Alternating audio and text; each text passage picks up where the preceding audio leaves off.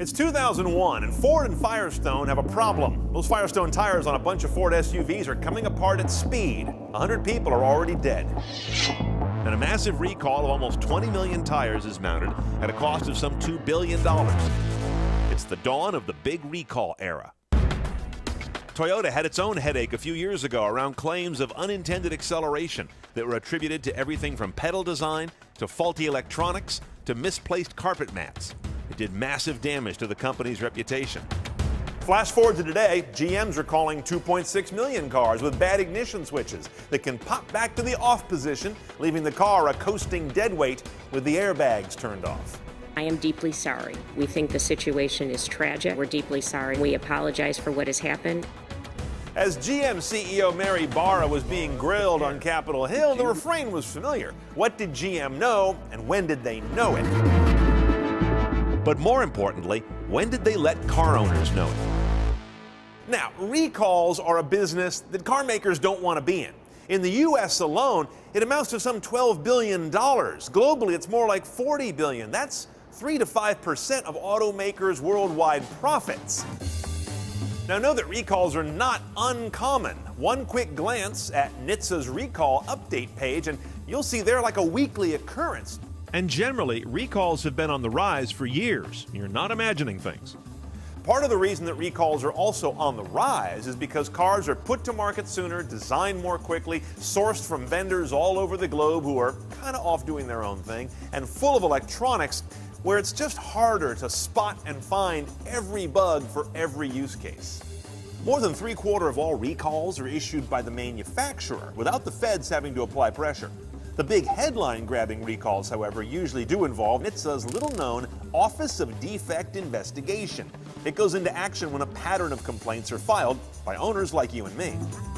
Since this authority was granted in 1966, NHTSA has ordered recalls on over 390 million vehicles, 46 million tires, 66 million pieces of other car equipment, and 42 million child safety seats.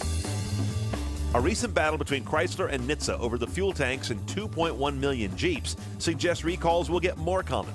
NHTSA says the gas tanks for those vehicles are susceptible to rupture in a rear-end crash, and that could result in a gasoline spill and fire.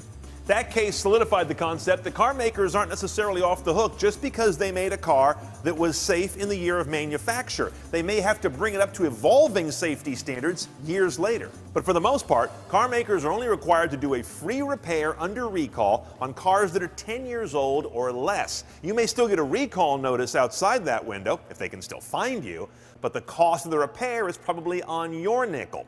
It still makes sense to tend to it, though, so then future liability, if you sell that car, isn't on your head. If you did repair a problem covered by a recall out of your own pocket, you may be entitled to reimbursement. The eligibility is typically when you paid for the repair a year before the car maker told the feds about the problem, all the way to 10 days after the last recall notices were mailed. You can search for your car's recall status at NHTSA's safercar.gov site, or download an iOS or Android app that'll keep you up to date on the actions regarding your car, or let you report the problems. Related to recalls are TSBs, or Technical Service Bulletins. TSBs are sent by the car maker to the dealer when they've learned that something's not quite right in a range of cars. It could be through complaints or their own engineering research. These are things that do not, however, rise to the level of safety or emissions compliance. Think about a balky transmission, a quirky climate control, or failing paint. The feds don't get involved in TSBs. They leave it between you and your dealer. And the dealer may not bring it up until and unless you bring in a car with a related complaint. That's why it's important that you be a little proactive on these. You can find the data about TSBs on your car at sites like alldata.com. Now, it may also help to focus your attention on something in your car that hasn't been working right, but you just sort of took for granted. Bring this to the attention of the dealer before your car's warranty is up, because that's typically when a free repair under a TSB ends as well. But always start with documentation that the issue is happening on your car. Don't just march in there with a TSB and say, fix it. As you can see, in terms of both safety and your bank account, it pays to double check your car's recalls and TSBs.